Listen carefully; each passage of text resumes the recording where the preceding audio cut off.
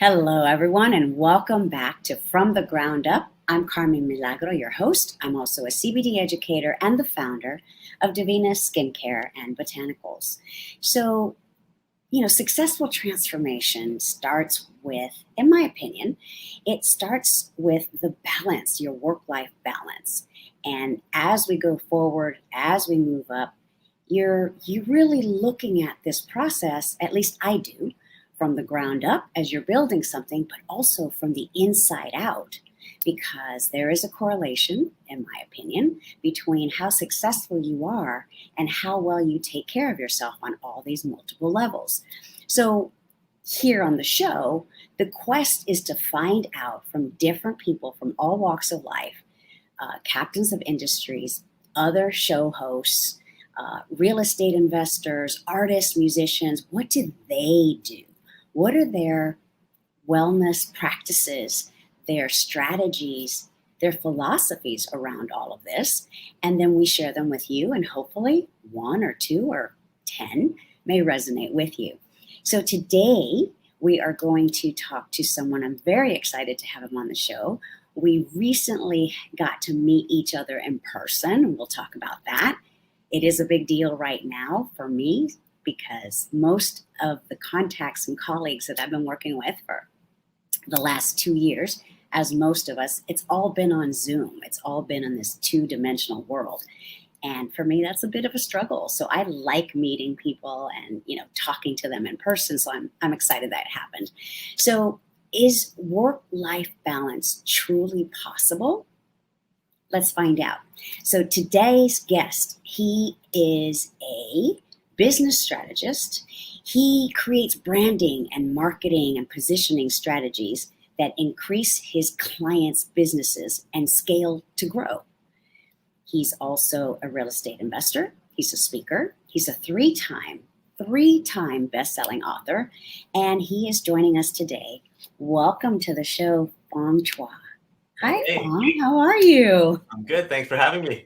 Thank you for, taking time out of your schedule to join me today. I really am fascinated and excited to talk about this topic with you because, you're a very busy person.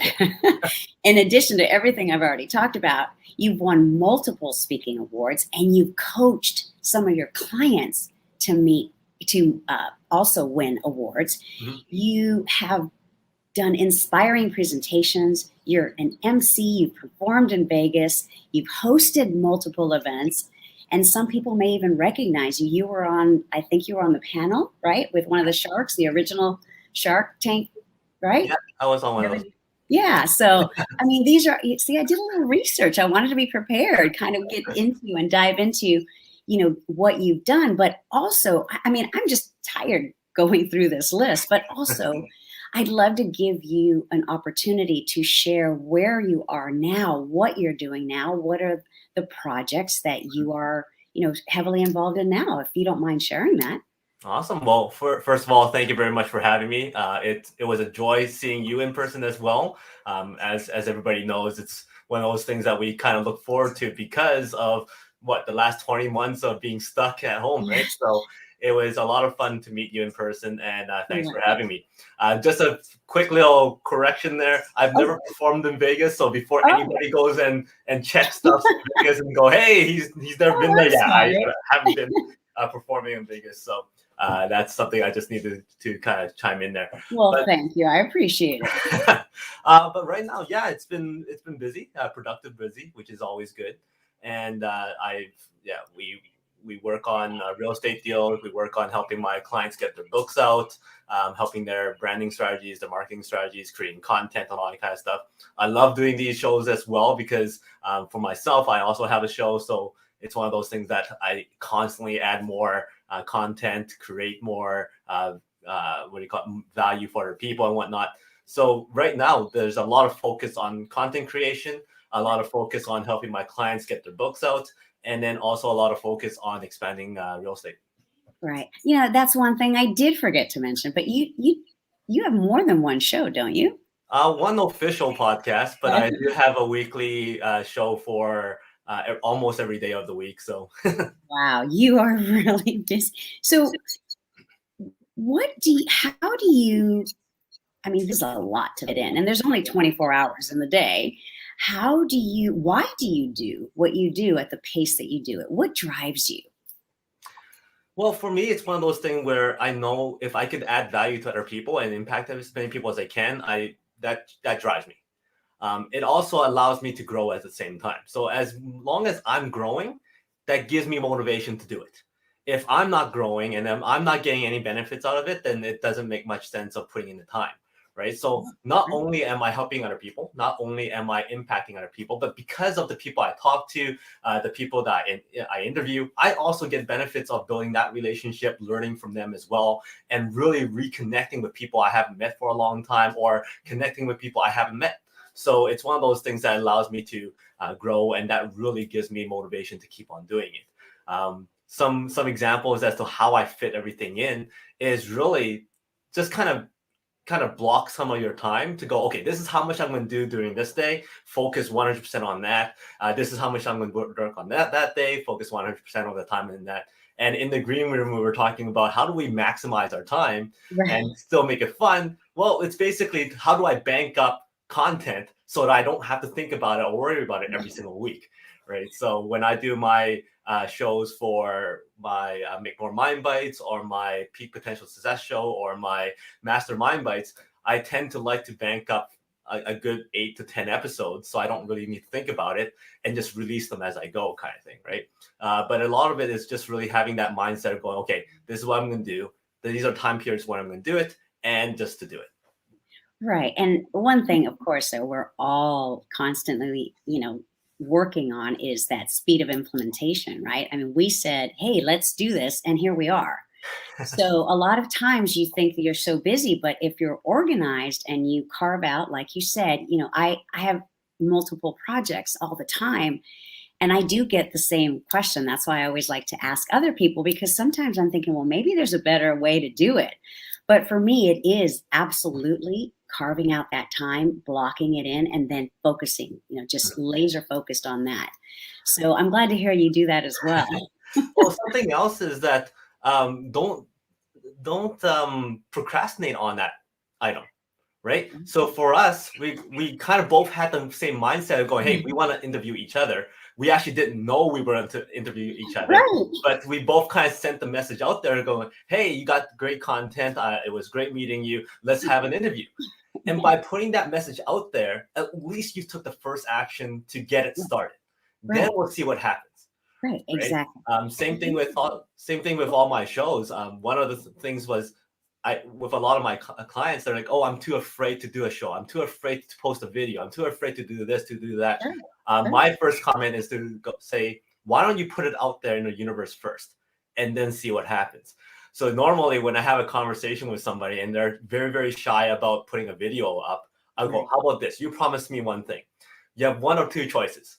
One, right after my talking with you, you record a video again and say, hey, my name is Fong Chua. I just want to send more messages out there, impact as many people as I can. And starting next week on Monday for the next year, I'm going to do one video a week, 2 minutes, 3 minutes, whatever it is. But I just want to put out a message once a week. Thank you for your support. I'll see you next Monday, right? So you could do that, or you could choose option number 2, which is me saying, hey, Carmen, I just got a great idea for you, and I think that you can do a video once a week for everybody to get inspired from. So everybody out there right now, she's going to do a video once a week, and we post it, right? So then both options, you're putting yourself out there, and now you have to follow through. That's, step 1, like you said, put it out there. And step 2, because nothing's going to happen on its own, is the follow through. Exactly. And then step 3, right? Like we've just gone through a very quick tutorial. It's 1, 2, 3. Put it out there, follow up, and then just execute. Yeah. So this is great. So whoever is watching and is struggling with this decision, there you have it. Direct from both of us. And one of the things is that people don't like to be known as a person who doesn't follow through. And you don't want to be known as a person who's not consistent either, right? So therefore, once you put that video out there, your mind's going to say, oh, I need a video on Monday. Exactly. And you're going to keep on going, right? So Right. No, I love this. Thank you. That's great. In fact, let's do this again. 1, 2, 3. What would you say when you're coaching your clients to help them grow their business? Right. So a little bit of shift here. Let's say you're strategizing with them to help them brand or rebrand. What would be the top 3 steps that you would recommend to someone that you're coaching on that path? well, number one is think about what are the top 5 to 7 words you want to be known for. Okay. Let's say if it's real estate, then real estate will be, well, 2 words, but 1 phrase, right?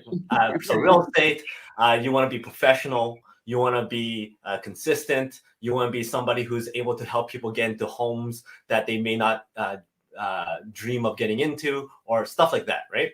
So write down the words or the phrases that you want to be known for. So now everything that you post, make sure that it fits one of those 5 or 7 things. If it doesn't fit those, then you shouldn't post it, or you shouldn't advocate for it, or you shouldn't talk about it too much.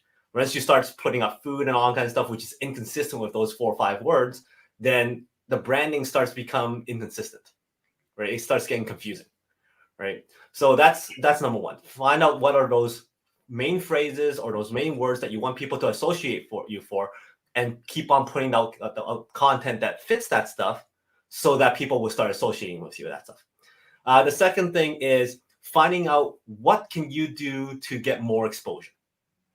Okay, so that you can spread those messages, those words more often, right? Whether it's on print, whether it's on a show, whether it's on posting social media, find out a way to connect as many people as you can and getting content out there.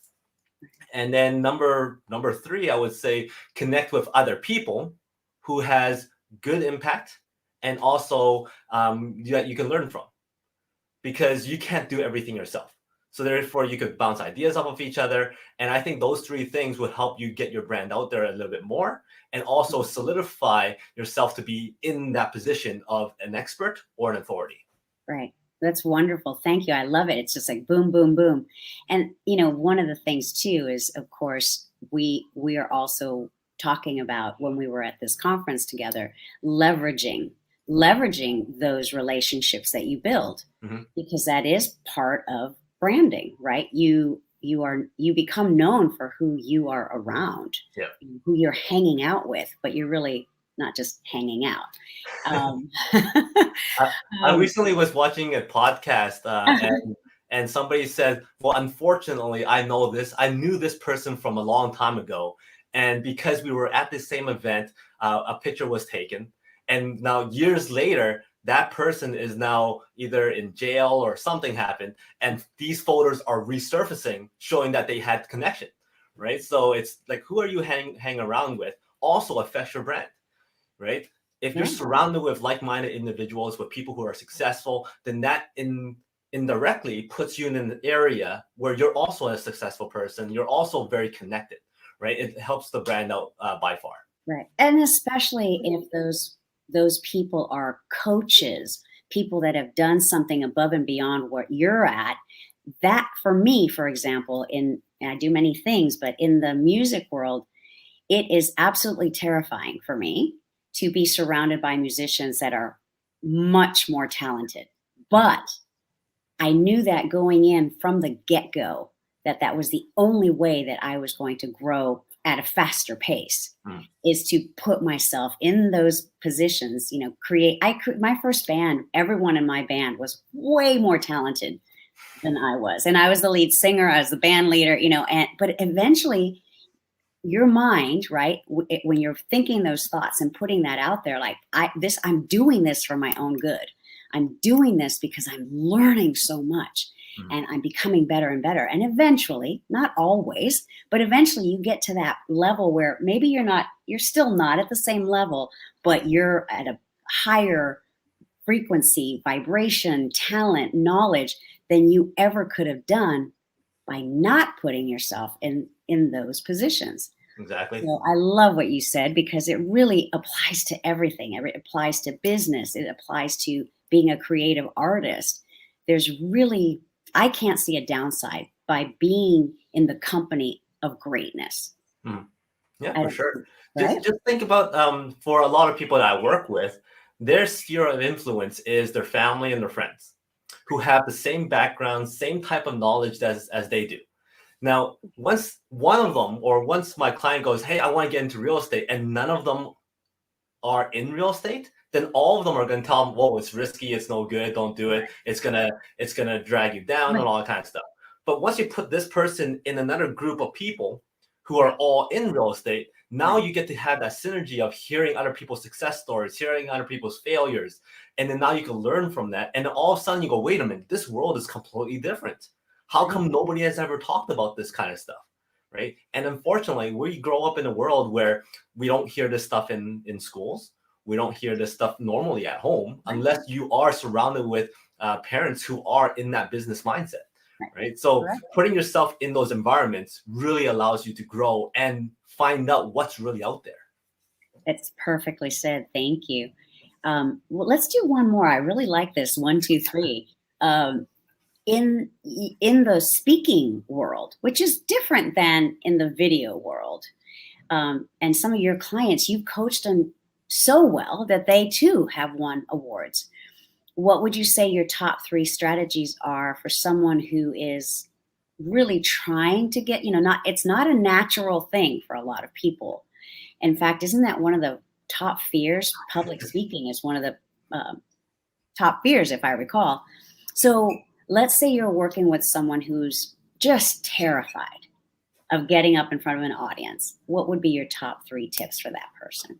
Wow, it's top 3. That's number 1, I guess, just go out and do it, right? But that's easier said than done. I think it's difficult to say what the top 3 things are. I would think number 1, practice, right? Yeah. Find a topic that you're very comfortable with. And usually that topic is about yourself and a story, right? Telling stories is a lot easier than telling something about that you learned. Right. So telling stories is good, and also about a personal story, which is also very advantageous because nobody call you out on it being wrong. Right. Of course. Exactly. Of course.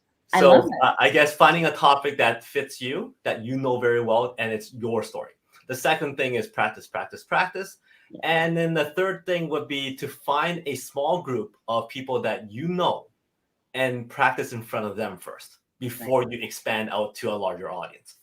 A few things like tips as I would usually recommend my clients and my students would be, number 1, everybody has gone through this phase.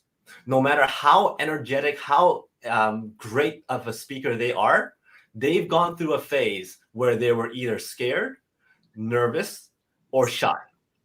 And even to this day, even if they are world-renowned speakers, eventually there's still a point in which, in that situation, they are still nervous, just a little bit nervous. Mm-hmm. And eventually, after 5-10 minutes in that state, they'll overcome it. So number 1, recognize that this is an issue that everybody has, regardless of their expert level. So true. The second thing I usually tell all my clients is never, ever admit that it's your first time. Never admit that you're scared. Never admit that you're nervous. Never admit to any of that stuff. Just go out and do it. And the reason why is this. If you didn't tell me you were nervous, I wouldn't even know. Right. Most likely the audience cannot tell whether you're nervous, scared, or shy. They're just going to go, wow, this person's on stage. Wow, this person's speaking. I wish I was there. I wish I was speaking. So they're actually more envious of you because you're on stage or you're in front of a group to speak. But then in your mind, all you're thinking about is you're scared, right? But the thing is, they hope that they were able to do what you're doing. Right. And another reason why I never tell people to admit that it's their first time or they're nervous is because I wouldn't have been able to tell. But now that you told me that it's your first time, or that you're nervous, all I'm looking for is, oh yeah, that's when she's nervous. Oh, that's when he's scared. Oh, that's when they messed up, right? So therefore, never admit to any of that stuff. It's true. Yep.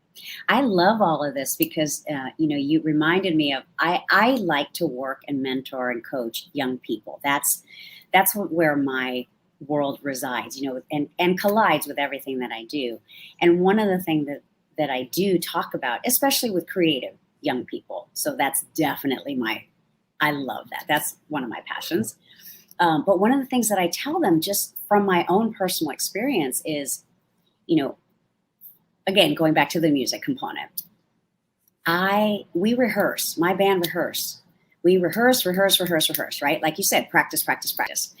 And I love performing, but I appreciate the fact that I still do get a little, not overwhelmingly nervous, but I do get a little bit nervous.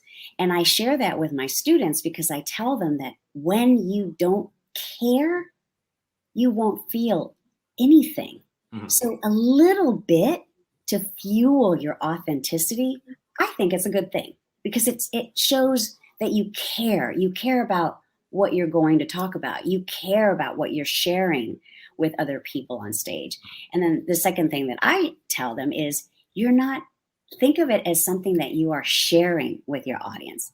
And that I think also, instead of, oh, I have to present this, I have to, it's just a mind, a word here and there that can change the mindset. So I really love all of this that we're talking about today. Well, Go ahead. you talked about having that mindset of that little bit of nerves. That little bit of nerves is also because you want to be able to show the people in the audience that you don't know that you're good. True. Right? If you don't have the nerves, that means you don't really care whether or not you're good or not. Right? So that little bit of nerves and that little bit of knowledge that there are people out there who don't know who you are, who don't know what you do, Right. who don't know what you're gonna do, don't know what you're gonna do. They're there to go, wow me. If you're able to wow them, then you've done your job, and that's where that little bit of nerves are. A Right. quick little story about Yes. performing. I've actually done a few singing performances myself. Oh, And, good. I didn't know that. This is where it gets good. and one of the biggest things, so another tip is never think about something that's going to be bad. Right. And as a performer yourself, when was the last time you would actually go up on stage and say, oh, don't screw up, don't screw up, don't screw up? You never do that, right? So therefore, going back to never admit that you're nervous, never admit that you're scared, you will not go up on stage and go, don't be scared, don't be scared, don't be scared, right? You're going to go up and go, I'm going to do great. Right. I'm going to do my thing. I know my stuff. I'm going to show them what I know, right? And the first time I've experienced that really hit home was I was about to go on stage. And I was one of those people that recites my lyrics over and over and over again. So from the beginning of the day to the very moment I'm about to go on stage, I'm still thinking. Well, it got so much so that all of a sudden I got that little bit of nerves. And the last time I recited it in my mind, before I went on stage, I missed a part of the lyric. And sure enough, that was the same part I messed up when I was actually performing. Because that was the last thing I could think of. Yeah. And once I got up to the microphone, I'm like, oh no, don't screw up that, don't screw up that part. And that's exactly the part I screw up on. So from that moment on, every time I go on stage to speak, every time I go on stage to sing or whatever it is, I take that out and I go, I'm not going to recite it again. I'm not going to practice so many times. I know my stuff, just go and do it. Right. So that's just another mind hack that people can apply so that they perform the best. Absolutely. And there's nothing wrong with, I know I do want to get to this other part of this interview, but I just want to finish up this part with, there's nothing wrong with making mistakes because that's part of being authentic, right? And humor, and just sometimes it just happens. So you roll with it, but you have to get back on track, of course. And that usually stems from what you said. You've practiced, you know it. So you know how to get back on track. Exactly. So, and as a performer, I'm sure that you've probably forgotten lyrics before. Oh. And now, because you've done it so many times, that, you know what, I could improvise. Yes, I have had to do that. I've made up my own lyrics. It's a lot easier for speakers to improvise because there's no background melody that keeps on going, right? So when you're singing, the only way you could really improvise is all of a sudden go, okay, everybody clap along, right?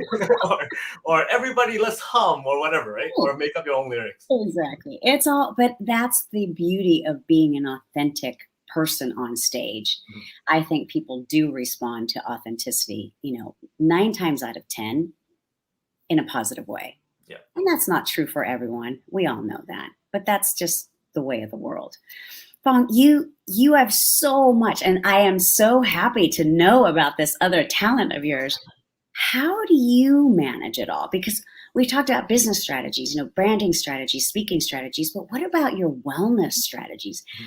How do you maintain, or what do you do to keep at your optimum performance level on, every day, day in, day out? What do you do for yourself? I'm a person who likes the efficiency because I don't like to waste time on one thing and then I spend too much time on another thing that doesn't give me the same impact and whatnot, right? So when it comes to health and wellness, I'm also very strict on efficiency as well. So for instance, I have a shake every single morning. I've been having the same shake for 8, 9 years now. And the main reason is 3 seconds, I'm done. That's my breakfast. I'm good. And it keeps me going all the way till dinner. I really don't need to have lunch. If I do have lunch, it's one of those bonus things that I'll go, okay, why not kind of thing, right? But I've simplified it so that my mind doesn't think of, okay, I have to have lunch. Okay, I have to have lunch, right? I know I could go by without it. I don't recommend it for everybody because everybody's body is a little bit different. They know what their needs are, but just find out what works for you. For me, Correct. it's that nutritional shake every single morning, and I'm good. Anything in between, if I wanted to eat, it's bonus. Yeah. Right. So it's just one of those simple things that no longer hinders my decisions on doing things. The other thing is making sure I do a run or some kind of exercise every single morning, every single day for about 20, 30 minutes. That gets me started on the right foot. That gets me my energy up. And I'm usually more attentive throughout the day just because I've done a run in the morning. It forces me to wake up. And it's one of those things, again, it's another mind hack. I've always said I want to wake up 5 o'clock, 5:30ish, okay, every single morning without fail. But it was one of those things that was difficult to kind of implement. And I know everybody goes, well, if you do it for 60 days, well, yeah, getting to 60 days is hard enough kind of sometimes. But eventually, a couple of years ago, my cousin on Facebook kept on posting a video of her exercising on her Peloton bike, and every single day without fail. I'm like, geez, she's doing it. What's my excuse? Kind of thing. I've talked about doing it all the time. Why am I not doing it? So then right away, the next day, I woke up at 5, I went for a run, and I posted day 1 on social media. Now, I don't want to look like the person that failed on day 2. So then I woke up the next day, day 2. Some of the days I lay in bed and go, okay, I'm on day whatever. I better post my next day. I'll get up, regardless of how much I do not want to wake up to do it. But I'm like, I don't want to see it go back down to 0. So then, okay, day whatever. And that just forced me to make sure I have a run every morning. And then during that run, I'm either listening to podcasts, I'm listening to audiobooks, or I'm listening to whatever it is that feeds my mind. If it's something that's not business-like, but it's fun. Improv shows or stand-up and all that kind of stuff. It's funny, it's entertaining. It makes my run go a lot faster because it doesn't feel like it anymore. But you could always learn from something, right?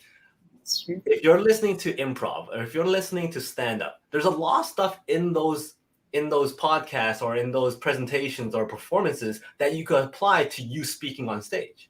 Sure. Right? Even if you don't like what you're listening to, well, now you know what you shouldn't do in your presentation or in your PowerPoint or whatever it is, right? So there's always something you can learn. There's always something that you could grow from. And maximizing your time when you're doing other stuff is what I try to do most of the time. I love that. I'll kind of balance all that stuff out. I know you talked about work-life balance and whatnot. Right. Work-life balance is there if you stretch it out for a long period of time. If you're looking at short increments day to day, you may not have that balance. But as long as you have a good support team with your family, your loved ones, and you also have that good communication with your loved ones, then you're able to balance that a little bit. I love that. Thank you. That was my next question. So it was beautifully segued. Before we leave, I know you're super busy. You've got shows to record, all of that. What would be the one thing that, well, let me backtrack. How do people get a hold of you if they're looking for, these types of help, this type of help in these areas and you're coaching, how can they reach you? I'm all over social media. So you can find me on Facebook, Fong Chua. I'm on LinkedIn. I'm on Instagram. I'm on YouTube. My YouTube channel is Your Area TV. I have a lot of videos on there. That's lots of mind stuff, lots of interviews, and lots of great little snippets here and there. So you can find me on there, or you can email me at fong.chua@yourarea.ca. That's perfect. Thank you. Thank you so much. And do you have one last sort of just life tip, just anything that you would like to share and have everyone just sort of go away with on this episode? Yeah, I think that everybody is able to achieve what they want to achieve as long as they go seek for the right support, right? There is nothing out there that hasn't been done already.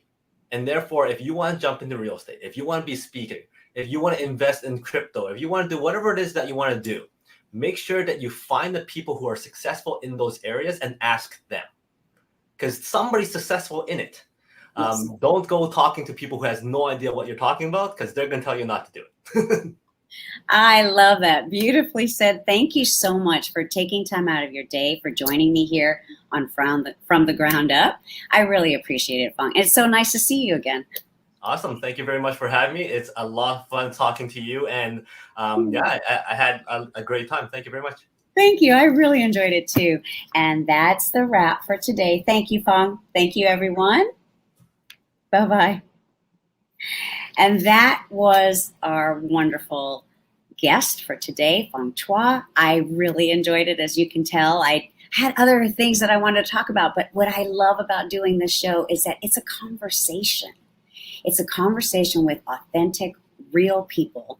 And what I love about the guests that I have on this show is I work with this parameter of the okay sort of metric that I use. And I love working with people who ooze kindness. That's what I mean by okay. And every single person, especially Fong today, I love that they are so giving and authentic and talented and knowledgeable, of course, in what they do, but they do it with this kindness factor.